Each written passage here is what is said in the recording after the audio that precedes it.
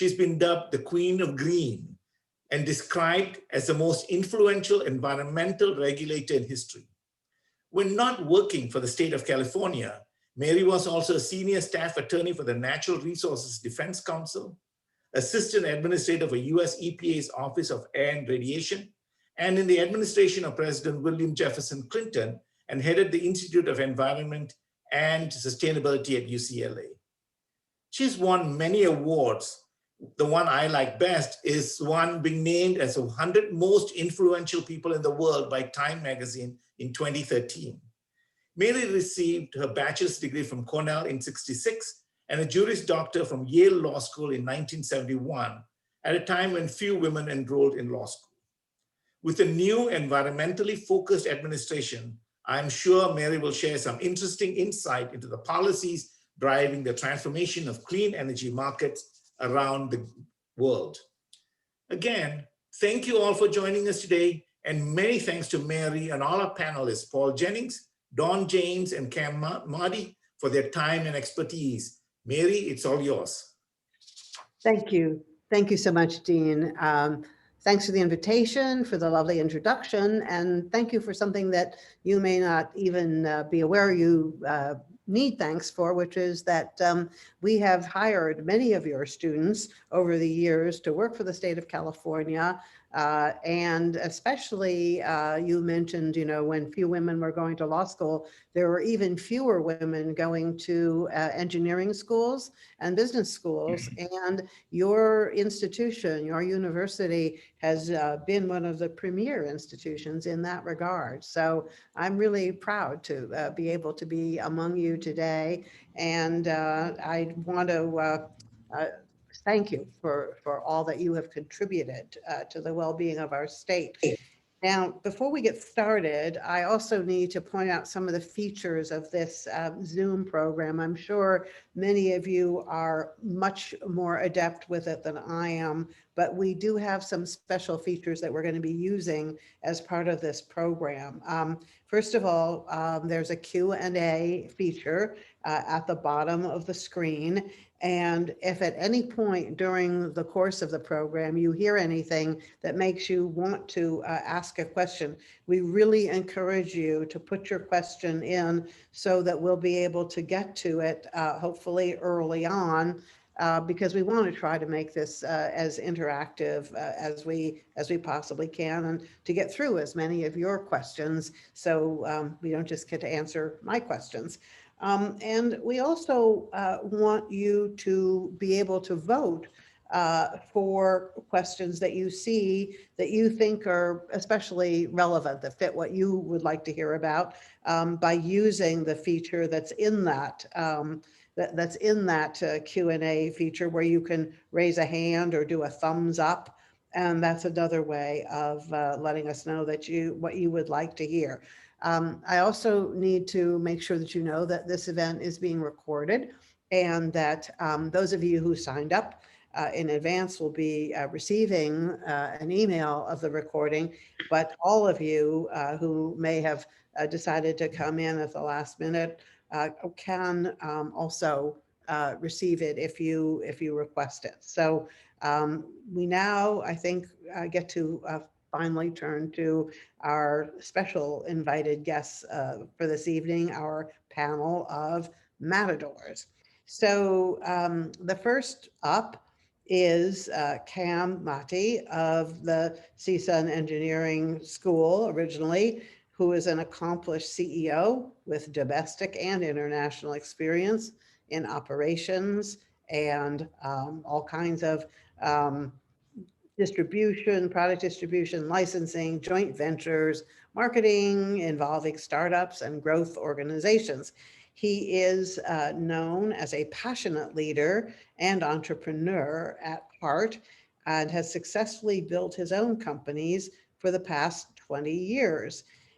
Taking the position of CEO at CETY in October of 2015, Mr. Marty's vision of creating a product development accelerator led to the acquisition of General Electric Heat Recovery Solutions and he has been instrumental in making CETY a major player in the renewable and energy efficiency markets, which are really at the center of sustainability. So Cam, please say hello, wave your hand and say hi. Hello, everyone. Good afternoon, and thanks for having us today.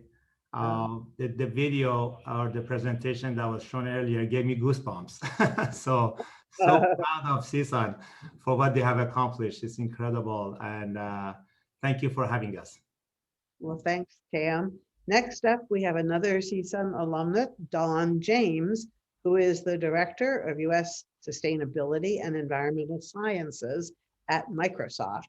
Dawn leads the U.S. sustainability strategy and thought leadership, delivering digital transformation motions within the U.S. market. She leverages her subject matter expertise across all prioritized industries to create strategic coalitions and partnerships. She supports a range of initiatives in sustainability, environmental science, and innovation. Dawn has over 23 years of industry experience as a geoscientist and systems leader. She's a certified naturalist, formerly America's energy lead at Microsoft, and a research hydrogeologist with the U.S. Department of the Interior. Her expertise not only includes results-driven leadership and ecosystem innovation, but she is also skilled at articulating the value at the convergence of industry and technology. Dawn holds a Master of Sciences in Geoscience from Cal State Northridge and a professional certification in Big Data and Predictive Analysis from MIT. Dawn, would you please say hi?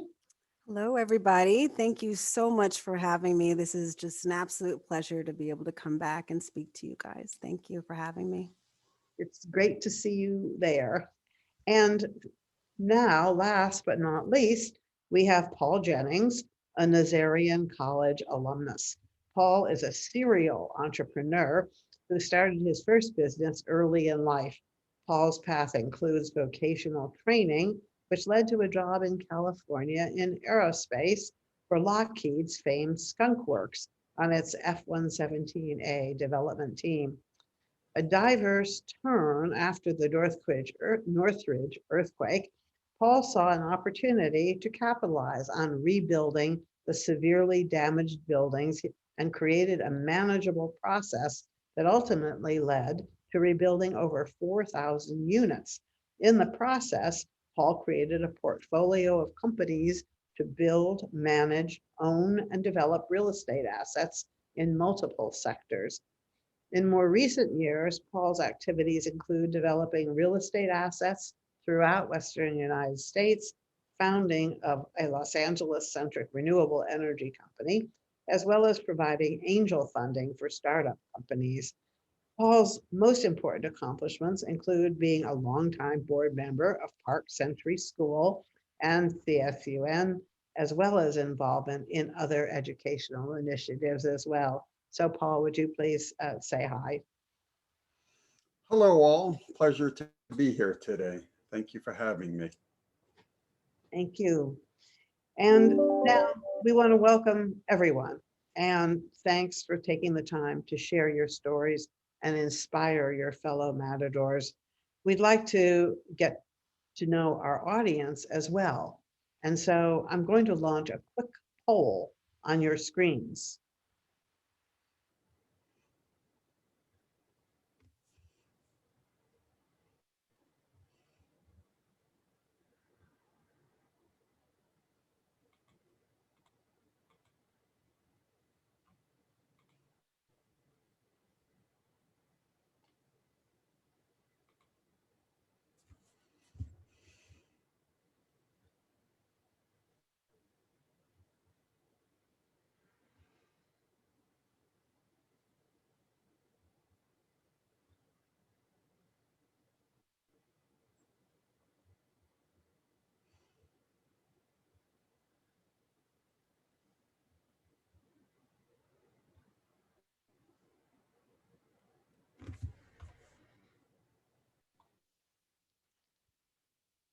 Are we Ready with some results?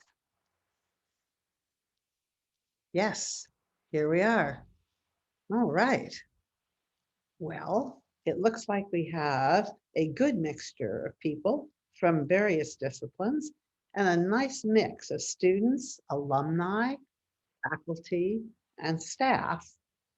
Thank you so much to all of you for joining. This is great. Really looking forward to it.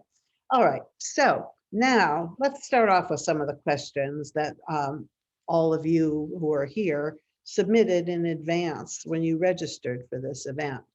So I'm just going to really go through the list of panelists and I ask each of you in the order that I introduced you in to just very quickly tell us something about what it is about your days here at CSUN that led you to the path that you're on today.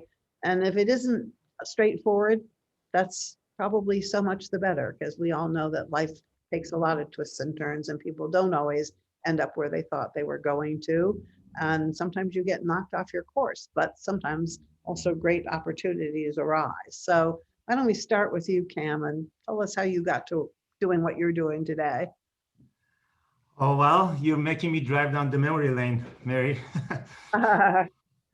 Well, yes, so I love being at CSUN. I really enjoyed the community. I was into sports and had a lot of friends. And the last semester before my graduation, I started a job as a junior engineer at a company not too far from the CSUN called Macrologic.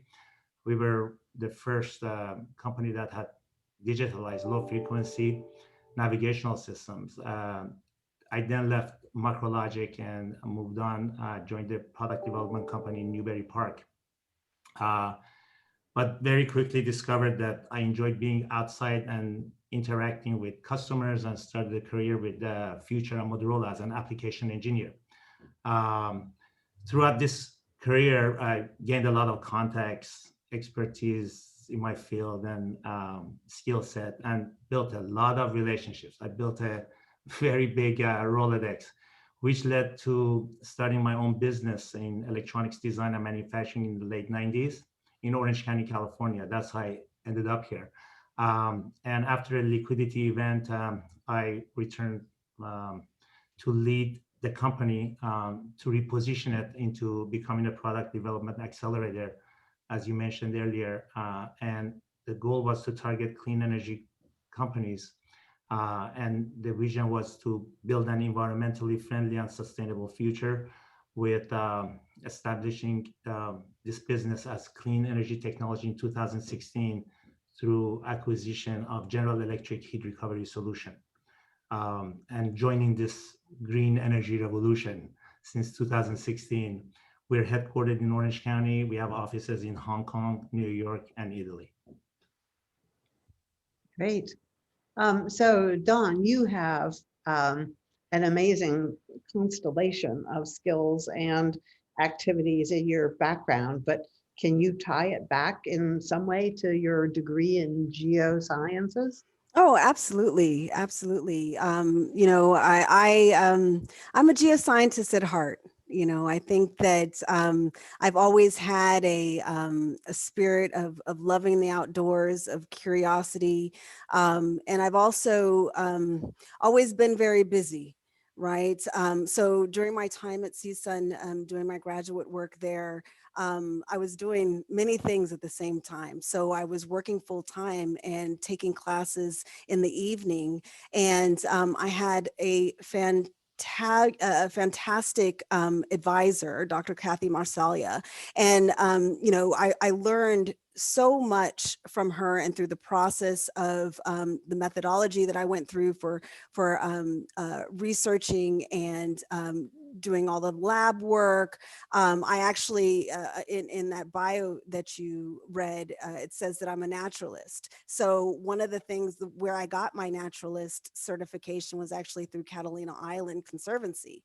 And I did that work while I was working full-time, while taking classes at night.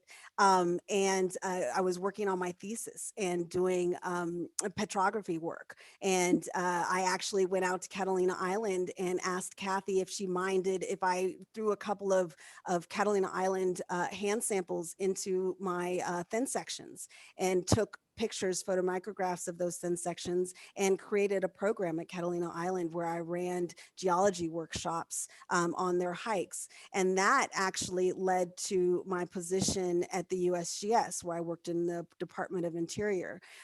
So one thing really did lead to another. And one of the things that, man, I really just take away from my master's work in the department and working with Kathy is my technical writing. And it's interesting because I'm sure Kathy is there on the other end of the screen laughing because she remembers how much work we went back and forth with the writing of my thesis. And Kathy is, really helped me in that I'm a better writer for it. And when I worked for the survey, I did a lot of technical writing there, and I drew on my experience from CSUN and the many iterations I went through on my thesis that really honed that expertise that I have now as a technical writer. After working with the USGS, I worked in environmental consulting where I did wastewater treatment. I did a number of production wells and assessments on using municipal water and injection wells. All of that work that I did at CSUN at the USGS when I did environmental consulting in South Florida, did Everglades restoration, as well as a number of numerical modeling work. That actually now informs the work that I do now, having an understanding of ecosystems, having an understanding of restoration work, having an understanding from the engineering potential in that restoration, working with working with a number of other government agencies. I was an adjunct professor when I took off time after my time in environmental consulting, where I took off time to have my first child, moved to West Africa, taught at a university there. Absolutely, I think that we were talking earlier about the scrappiness of what it takes to pivot your career several times. I took a job as an adjunct professor that really honed my skills in being able to speak and articulate ideas. I actually drew back on my time at CSUN and working as an assistant, a teaching assistant and formulating lesson plans and all that good stuff. And then I transitioned to energy and worked in the oil and gas sector. Worked for an operator. I also worked in oil field services, and then that's where I made the pivot in my career to technology. While I was in oil field services, I worked as a technical solutions advisor. Where I had always been an end user of technology. I ran all of these models. I did a lot of mostly modeling, but also a lot of subsurface interpretation. Back in the day, we did all of that by hand. And we also ran our own compilers, did our own coding. But then when I started working for the companies that actually built that software, then I was able to not only understand the ins and outs of it, how the end users actually use the software, but then I started understanding how that software was developed and getting into that process. And that's when I made the pivot into fully going into technology. And that's how I ended up at Microsoft. And one of the things that I like to tell people here at Microsoft that, not everybody who works for technology companies are tech people, right? So I don't necessarily code. I have coded in my career, but that is not why Microsoft hired me. They hired me for my industry experience so that I can draw the correlations between how our customers leverage our software, our IT infrastructure and services in their industry, in their business to achieve very particular business outcomes where it's not where technology, oh, there's this new shiny blockchain drones satellite, let's just apply it to our business. It's the other way around where business, dependent on their outcomes, dependent on their industry, dependent on a number of variables around the systems that circulate around these businesses, that drives the type of technology that they use. So I sit right in the middle and working in sustainability. Now I drive sustainability solutions from a digital perspective. Right. Wow, that's an interesting path. I'm going to ask Paul to comment from the perspective of what we called in the introduction your serial entrepreneurship. Obviously, that's something that comes from your own desires, your own inner personality. But what is it about these various businesses that you've started that excited you? What is the thing that ties it together? Thank you for that question, Mary. And what I would say is, it's often cause and effect. That in my core DNA, I was a severely learning disabled child who I couldn't read and write until I was way into school. In fact, my first college class after I got out of vocational school when I got to California was Valley College, was English 101, literally noun, verbs, and adjectives. And the reason I say that is, to me, the accessibility to school was overwhelming. I know a lot of the folks looking here today are students, or viewing today are students, and that it seemed like a steep a climb because it was all at night school. But the thing I'll say to my experience at Northridge is, the very thing I ended up doing in my life, the serial entrepreneur, it gave me the opportunity to go from starting out in engineering, which I had a propensity to then transferring into business. And then by definition of the curriculum, it exposed me to all sorts of additional things. And I think a lot of that, I would say, helped set my seeds of curiosity. So what made me an entrepreneur is the ability to take basic economics and understand how to monetize it and make it into money. And I would say those skill sets, a lot of it, I absolutely learned at Northridge. And I often say, when you go to night school, the beauty of night school, the peer set, these are serious folks who are working, 8, 10, 12 hours and then doing 3 hours of school. They're there to learn. That was my experience.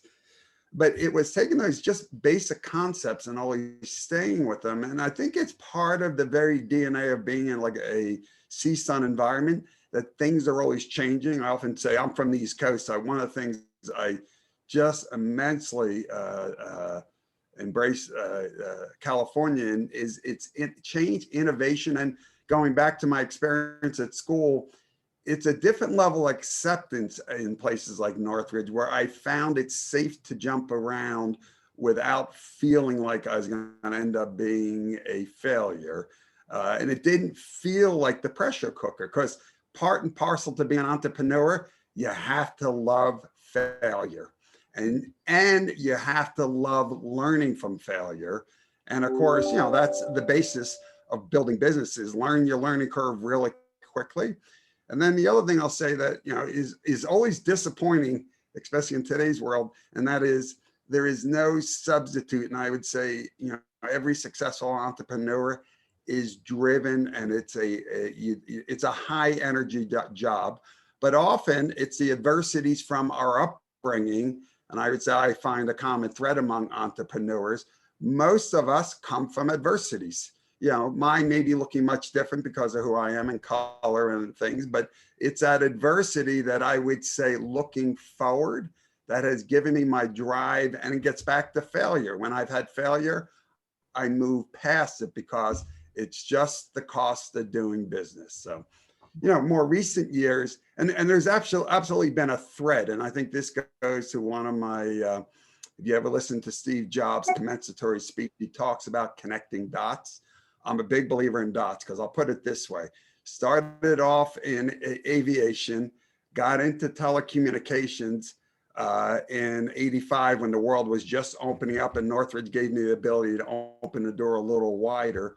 You know, go ahead to the Northridge earthquake. I get into real estate. Why? Because I understood the mechanical world from my aerospace days.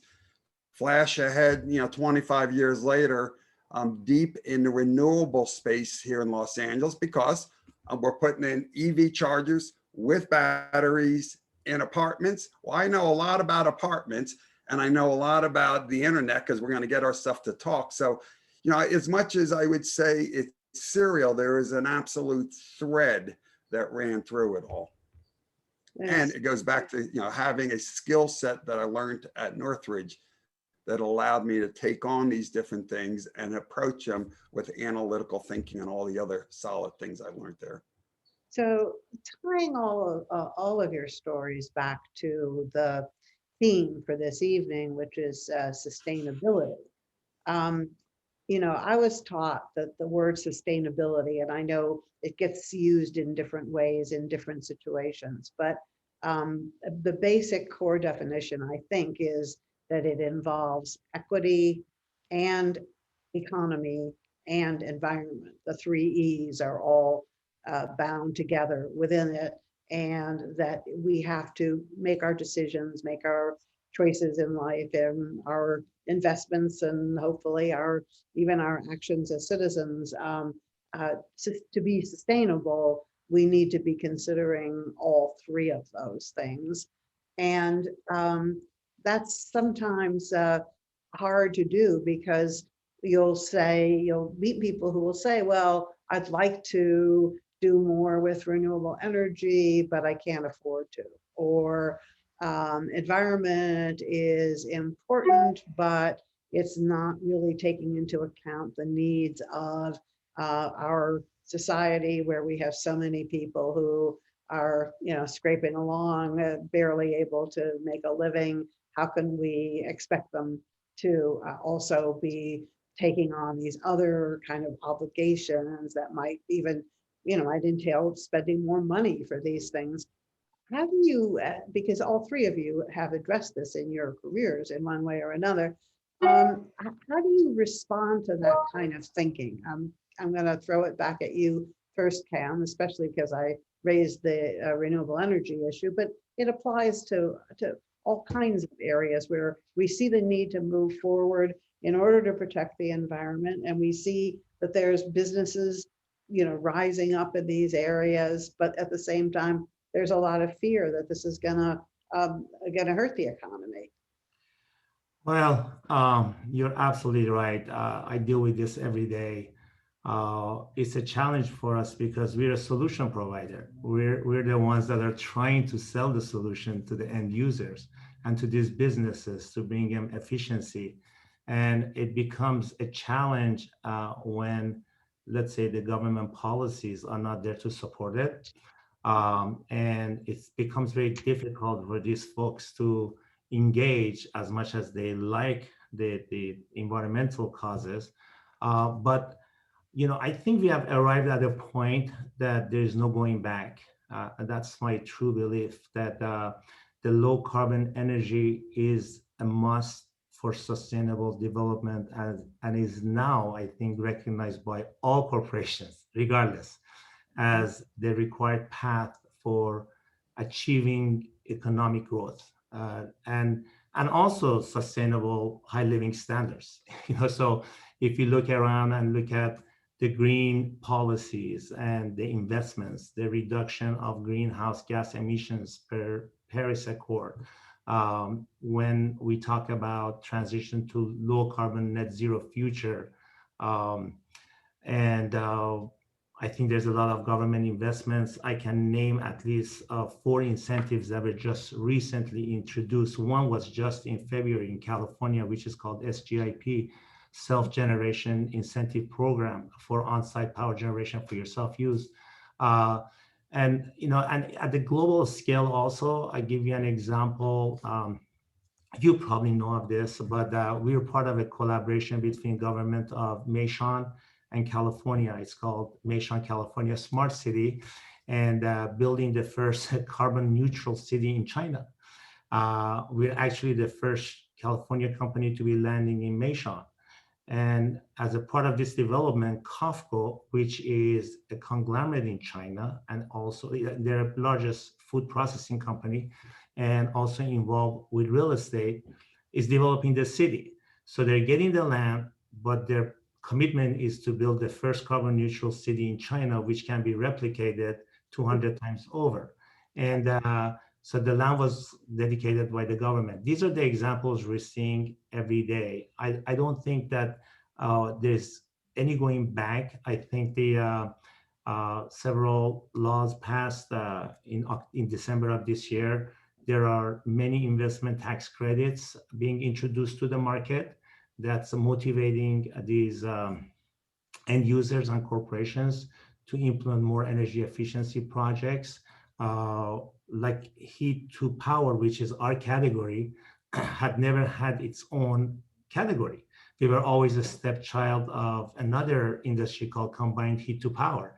But now, because of our government is now focused so much on natural gas these days, and so all the focus is shifting towards efficiency, and there are investment credits at 26% level being offered for converting your wasted thermal energy into power.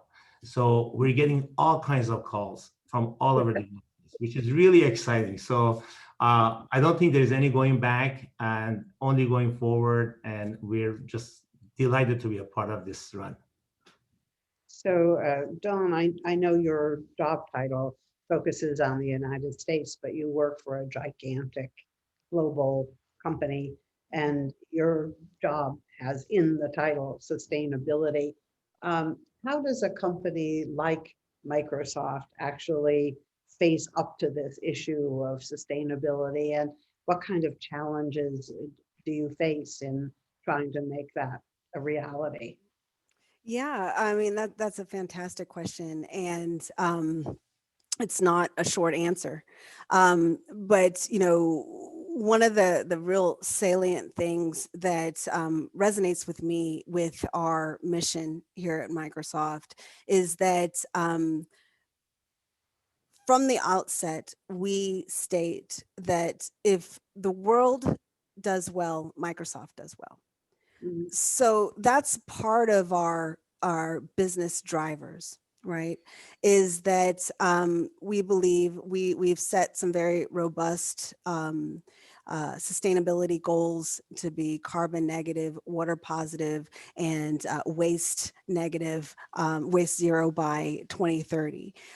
We've established a lot of we've established a very large $1 billion climate innovation fund to accelerate growth in this area around climate innovation.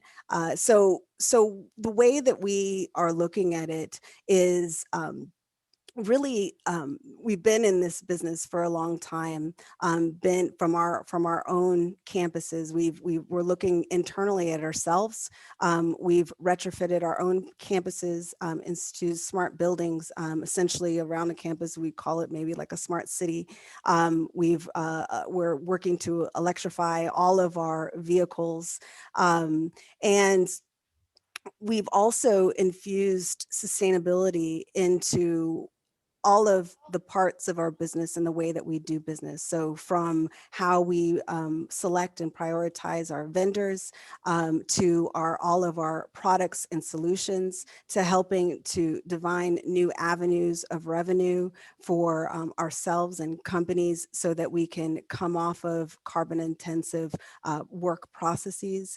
And one of the things that we are focused on is behavior change and changing behavior over time, because that's the way we'll get there. And you mentioned previously about equity, economy, and environment. And one of the things that we believe is that for this transition to take place, it has to be equitable. Otherwise, people won't do it, right? So we're looking to drive behavior change. And it is a lofty goal because it's not just our own behavior.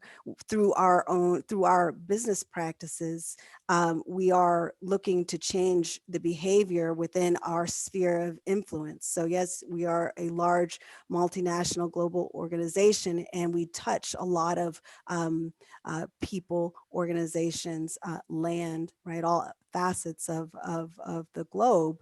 And in every facet, we're looking to infuse sustainability ideas into those practices, and influence the customers that we work with, our partners that utilize our platform, and our employees. So one of the things that we look at as being a technology or a technology platform provider is really, you know, the 3 T's, right? So we look at trust, transparency, and transformation. And in those 3 T's, how that can affect change, affect behavioral change to get us where we need to be.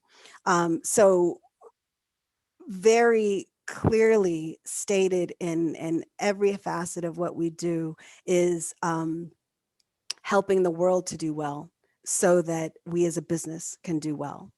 So I mentioned before that I work on, so sustainability, as you said before, takes many different facets. So I work within the US sub, but then I also work in sales.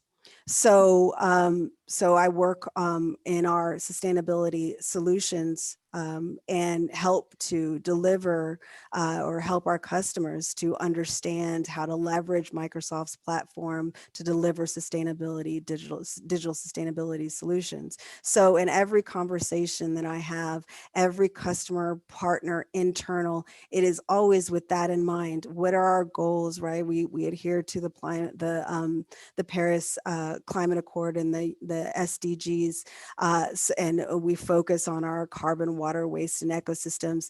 And that strategy coming down from, you know, our global scope is infused in our sales process. It's infused in how we face all organizations on the planet, right? I mentioned that I come from the oil and gas sector. How we look at transition, right? How we look at energy transition. And one of the things that we like to say is also to make the transition real, it must be equitable across the board, equitable for those with the least among us, and also those industries that are looking at different shifting geopolitics and taking a very balanced approach to how we face industry, but keeping that overall global goal in mind that we are moving towards. This is a planetary issue. We are all global citizens and we're all in it. And so from a business strategy standpoint, when the world does well, Microsoft does well. Okay. Well, how about for you, Paul? Where the world does well, does your company do well too, or is it a little more complicated than that? Not complicated. And what makes, to me, this business immensely exciting, and I should say business, my particular sector, and that is, I view my world as getting EV charging into apartments. That's really a core of what we're doing. And we're building out generation on site. And the reason I say that is, think macro picture. And I say this again to the students on the phone here or on the conference here today. Think macro picture. And if I tell you transportation costs will drop 50 to 60% in the next 10 years, there's a lot of efficiency to go around, which should translate out, or there's an opportunity for it to translate out to reduced transportation costs. And the significance to that, and I go back to the days when telephones were expensive. Well, today we all make more calls. We can do the things we're doing. Transportation is no different. The cheaper transportation gets, which electrification will bring, the more accessibility people get and the better our society does. So it's my direct belief that as part of the world evolving, where we can now take little electrons out of thin air, put them in a piece of copper, get them into a vehicle and make that vehicle move, that I think in general, and I think you overlay that with the internet where you now have smart things talking to smart things, it all is going to add up to the efficiency. But for the end user, I think it's all about reduction in transportation. I think the other part of which is we're past the point, though, that you still have the incumbents. Anybody who argues that pulling electrons out of thin air is somehow more expensive than drilling down 10, 20, 30 miles in the earth, I got some ice to sell them because it does not hold up anymore. The fact is renewable in certain segments are far less than any other form of energy production, period. So I think with that coming, the point is we have an economic path. So everything we do in our business model, we do not talk sustainability, never talk sustainability with our outward facing customer. We talk one thing and one thing only, the economics of it. And the beauty and part of my optimism is with the convergence of technology, we're about to see significant reductions in costs across the board. And in particular, it's in the battery realm that will really, is a holy grail at this point to unlocking all sorts of opportunities. So, and I'll say it lastly to this, again, speaking to the students on this call, is that we're about to go through the next 10 years is massive change to how the world thinks about energy. And where there is change, there is opportunity. And it's, just connecting the dots to figure out where the change is going and then a way to monetize it. So if I'm going to, this is not exactly a follow-up, but it's related to the previous discussion, I guess, that we were having with Dawn, and that has to do with how these economic opportunities, and I certainly agree with you that when you look at costs of things like electric vehicles or solar, it's comparable now or even cheaper, especially if you try to take kind of total costs into effect. But the part that still seems to be a disconnect in our society is between the human resources side, if you will, and the technical side, that we're better at the technology than we are at lifting everybody up and finding places for people in the society to work and get the kind of education they need to really be successful. Is that something, I mean, you obviously feel very strongly about education. You've given yourself not only to this institution, but to others as well. Do you see a way that these two themes get connected? Because it is the equity side of things that could be what actually trips us up at the end, not whether we have the intellectual ability to invent things, but whether we can utilize them. Yeah, so I say this from my perspective of where I come from in terms of my body of experiences, because my path is a little less conventional. And I go back to the word I use. I mean, I went vocational, then learned a lot of stuff. I go back to that word I used earlier, the portals that the public school, higher education provides you. Those portals are, you can go there for vocational, because the world is changing, but there's a lot of stopping points and a lot of places where folks are able to engage in the new world and figure out which slice of it is, they're going to be good at. So yeah, I think it goes to skill sets. And I also am a firm believer, because I fundamentally think differently, that this notion of kind of all kids being trained the same is not the way the world's going to work going in the future. It's about people thinking differently and then knowing how to communicate back and forth with folks. So yeah, I think it's the accessibility is the ecosystem that you get when you go to the education system and you start learning as an adult, especially if you're younger. You learn as an adult how to start, having conversations and connecting dots is the best way I can put it.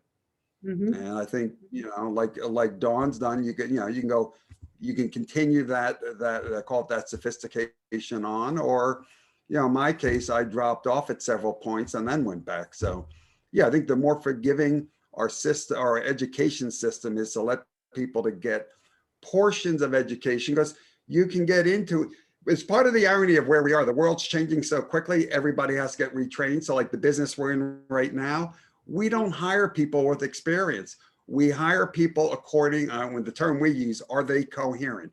Meaning, are they bringing a skill set and have a good work ethic or value system that works? The rest of it in today's world, I think, you know, it changes quickly and we're getting better and better at how to train. I think, you know, there's a whole discussion there. You know, companies are now forcing or having to better train folks and in order to assimilate them and indoctrinate them, because our worlds are getting more specialized. But conversely, you know, I say kids, you know, young folks starting out, you still have to have a decent basket of skills in order for you to find that place to land. Hopefully that makes sense, but that's kind of how I see it. I mean, I think really my question arose out of some of what I was seeing coming up in the Q&A from the audience, and maybe it's just my own intuition also that people who attend an event like this do it because they have an interest in this field somehow. Either maybe they're a student looking for where they're going to get a toehold in their career, maybe they're in a field that they're not so convinced is where they want to be, and they're looking to make a change and you know, use their skill set, as you say, you know, to find a way to have an impact on these issues that matter to them. And that was one of the first questions that actually popped up in the Q&A, was a question about how do we find sustainability jobs and actually be considered as marketable for them if the qualifications don't seem to fit with what an AI resume scanning looks for. I know just enough to know what that question means, but maybe not enough to be able to describe how you would answer it. But maybe, Cam, is that something that you would? You know, I was just going to follow up on what Paul was saying. You know, I think that myth that companies often require you to have experience is over. You know, I don't subscribe to that. I personally interview, we're a smaller company, we're growing very fast, but I personally interview a lot of folks. I look for entry-level people. It's almost like teaching your left hand to play piano if you're right-handed. My piano teacher used to say, it's going to become a better, you know, hand than your right hand. And so that's what my belief is. I think this industry is evolving so fast in so many different directions, and I see questions about certain specific areas. And in fact, when I decided to build this company, it's kind of like what I learned at CSUN. You know, in CSUN, they didn't focus on one type of engineering. We learned multitude of, you know, expertise in the field of engineering all the way till we were in our junior level. And that's when we started to kind of start to learn more specific applications related to our field. So I'm very diversified here. We built a company that essentially is going to be a holding corporation of all these energy efficiency companies and verticals, because every single one of them is moving in so many different directions and so fast, from carbon sequestration to renewable natural gas to hydrogen to waste to energy to pyrolysis. They're all exciting.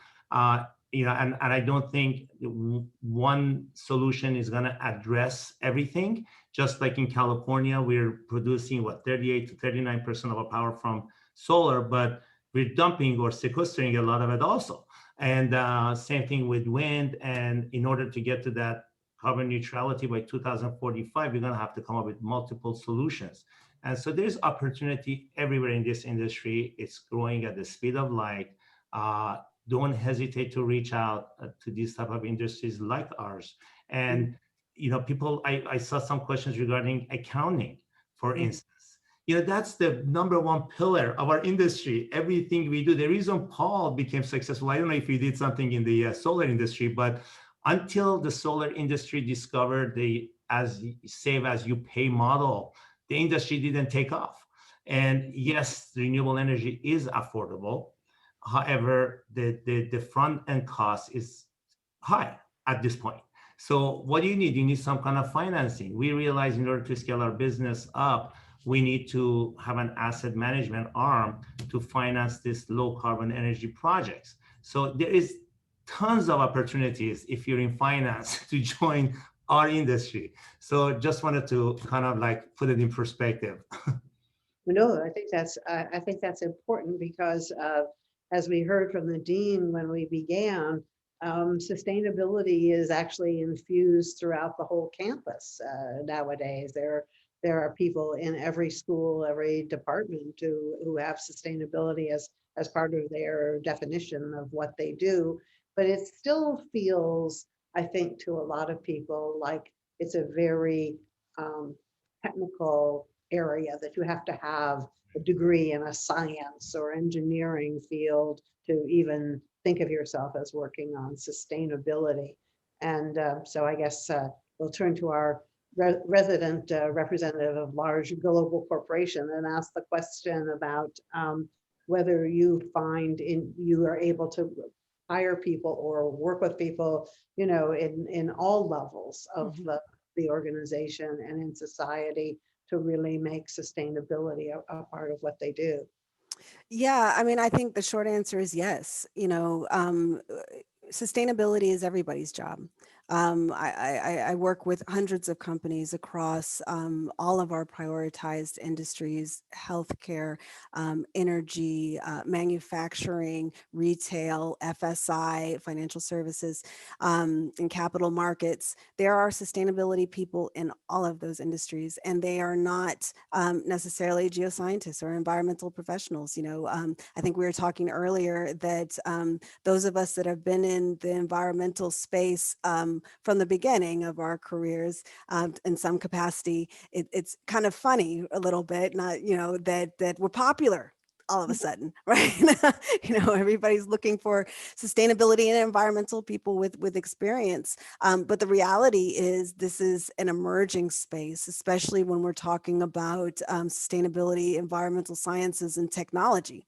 This is net new. The world has never done this before.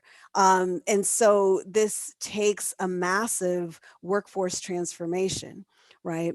And so that comes in many different facets, just as we were talking about sustainability comes in many different facets, whether or not we're talking about the commercial side or the economic side of sustainability, or looking at from the environmental sciences side. There's also many different facets that the workforce will take form as well. We were talking about, you know, the children of today, my children, when they reach the age of taking a job, the jobs that they will take do not exist today, right?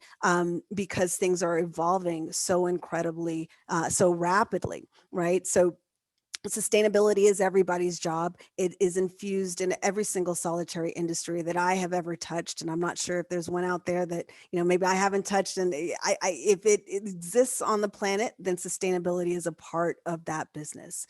You know, we also talk about the great true change. I think we're in it now. We've been talking about it for years. So we're in it now, right? Where we have to change, you know, the skilling of our blue collar workers.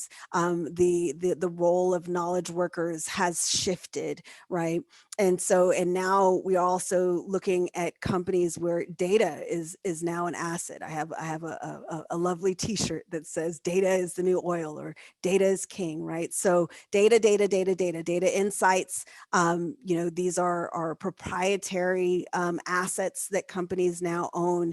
This is also data about their own employees and how they, as people, shift the mindset of their company and their company's practices. So I see that this is all linked, right? From companies changing business models to fit the new world, to people changing themselves and their behavior to fit the new world. Workforce transformation is part and parcel of digital transformation. It is linked. It cannot be separate. We cannot have transformation if it doesn't include people, right? We're the ones that we are the resource that drives the engine, right? And then when we start talking about innovation, in this space. You know, I think that a lot of people, we like to look outside of ourselves as far as what this innovation pipeline is going to be. But you know, we truly have to look inside ourselves, right? And I mean that as individuals, and I also mean that as corporate entities, right? When I talk to companies, you know, a lot of times they look at us as, you know, what technology do we need? How do we leverage all? But I turn it back around. Look, what is your business? What is it that you're challenged in, and how do we use technology to enable these things? Because you always know your business better than anybody else, just like you always know yourself better than anyone else. So then how does that innovation pipeline look within an organization? And I always like to tell this kind of analogy to how we think about innovation, and think about, you know, especially kind of to Paul's point about having these different kind of paths, and the direction that we're going from a workforce and a behavioral standpoint, and from how companies really harness the power of their internal innovation pipeline. You know, there's the analogy of the wild duck, right? So when you see ducks flying in the sky, they're always flying in formation, right? And there's always this one duck out here, right? This kind of crazy wild duck. And your organization, when you have everybody flying in line, what do you do with your wild ducks, right? So wild ducks, usually out of 10 ideas, 8 will be kind of so-so, but with these wild ducks, 2 of those 10 ideas are genius, right? So within your organization, you have people that are coming up with genius level ideas. What do you do with your wild ducks? Are they supported? Are they helped to be successful? You know, what are you doing internally to drive this internal genius? You know, are they supported? Are they helped to be successful, or are they shot? Right? So we have to look at that, right, from a workforce transformation bit. Look within ourselves for what the future looks like, not necessarily looking for another company or another person or another entity to do it for us, because we're all going to do it together. That was very inspiring words.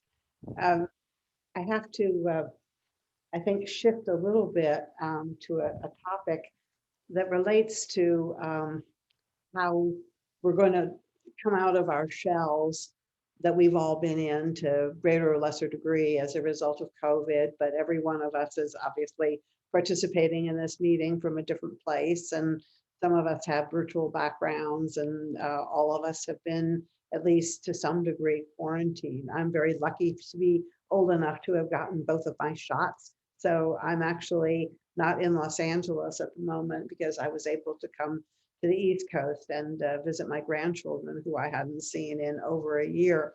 But when we do emerge from the COVID shutdowns, and hopefully have received enough people have been vaccinated so that it's really safer to go back to something like what we call normal life. I think, though, there is a question of what that's going to mean in terms of people's willingness to act in a way that benefits the whole community, again, from a sustainability perspective, because we know that some of the spread of vaccines has been spread of viruses, is caused by essentially unhealthy activities in terms of you know, people crowding and not paying attention to taking care of those who most needed to be taken care of. And I want to turn to Paul because of the business that you're in, which is taking buildings and putting electric charging into them, right? That's your current activity, which is a incredibly important piece of what I think the Biden administration is going to be pushing for everybody to do. And yet we know that not everybody is going to be able to afford a car. Not everybody wants to have a car or can drive a car. They may have physical or other limitations. They may just be too young or too old to be able to drive. Do you see any kind of hope in Los Angeles for a shift to a kind of a different idea about how the city works, And I asked that question because, I moved out to California in 1971, when probably most people would have said we were the least sustainable city on the planet in terms of environmental consciousness or lack thereof, totally spread out, totally sprawling. And, there's been some changes in that attitude, obviously, but even so, we have a long, long way to go. And you must think about that because of, the business that you're in, which is directly involved with how people commute, how they get around. What do you see as the potential for the urban area itself to become more sustainable? So by nature, I'm an optimist. That goes with the territory. Entrepreneurs tend to be very optimistic, sometimes too optimistic, and they go out of business. But I would say this, that it's connecting, and this is where my optimism comes from. When we connect certain dots, we see, and I say we, in the endeavor we're doing, and that is, let me explain what we're doing. We're providing, our goal is to provide EV charging to apartments throughout Los Angeles. That's our very defined niche. Why apartments? Because they're the folks who can benefit most from the EV. Why do I say it in those terms? Because when I started the company 5 years ago, I got every single employee, every one of my employees, I got a used EV. I can buy a Nissan Leaf for $7,000 today. The cost to operate, and this is the big lie, or one of the lies out in the world, is once you own and have an EV, it costs you 3 cents, 4 cents. You use, the only two things you use is brakes and tires, right? You use less of it because you're even regenerating power.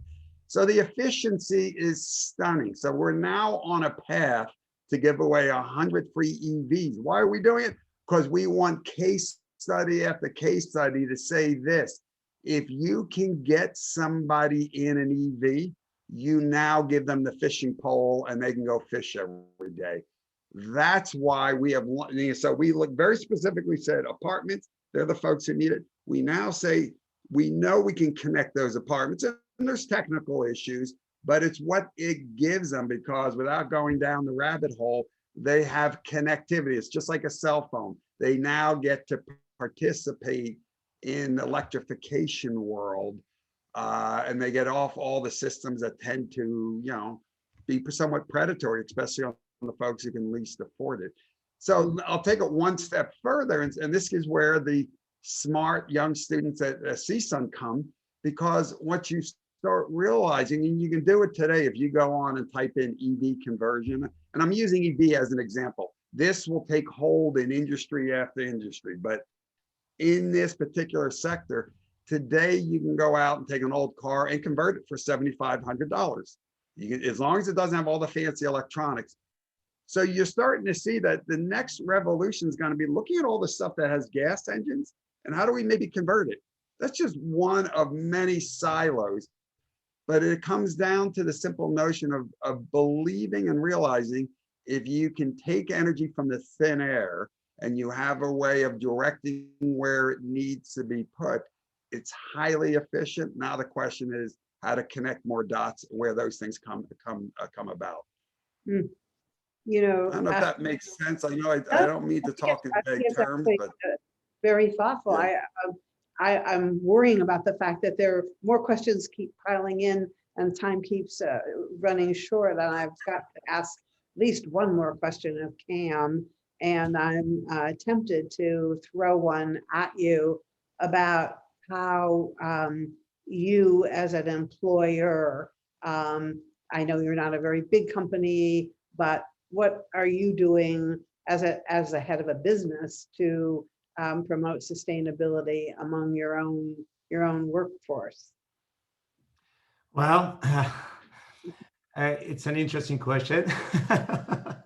We, as I said, we're a small company, and when the lockdown happened, we unfortunately couldn't stay home because we build products. We use our hands to manufacture products. So we had to bring employees to work, and we were considered as one of the essential services because we were also supporting some aerospace clients. Luckily, we're in a large building. We occupy a 20,000 square feet building, and we made sure that we followed the guidelines, the CDC guidelines. Everyone was wearing a mask. Everyone was making sure that we had sanitizers everywhere. We never had any meetings in the conference rooms. We literally learned to use. We've been using Zoom for a long time, even prior to the pandemic. But we learned how to conduct our meetings through Teams, and essentially just consider the no meetings held anywhere together within 6 feet. As far as sustainability goes, we have used all kinds of energy efficiency solutions around the building. We have all kinds of sensors that manage the power around the building, and we try to be very conscious about just using everything that's reusable. And so we maintain we want to be in the leading front, but we don't get involved with the urban parts of sustainability that Paul is involved with. We're mostly generally involved very much with the industrial sites. And that's where most of our focus goes, dealing with waste to energy, type of, the projects and applications, converting biomass into power or energy at the much higher levels at industrial sites. We get involved with bringing sustainability to high rises where they use power generation going off the grid, using their wasted heat to generate heating for the building, and using some of that excess heat to also generate additional power during spring and summer times where the weather is hotter. So that's basically what we do and what we focus on. Well, and you're taking care of each other, right? That sounds like part of what your company. Absolutely. And we do also provide the freedom for employees to choose whether they would like to come in or not. It was really their option, and but since we created a very safe environment, we never stopped working essentially. And I know a lot of other businesses took a hit as a result of the pandemic.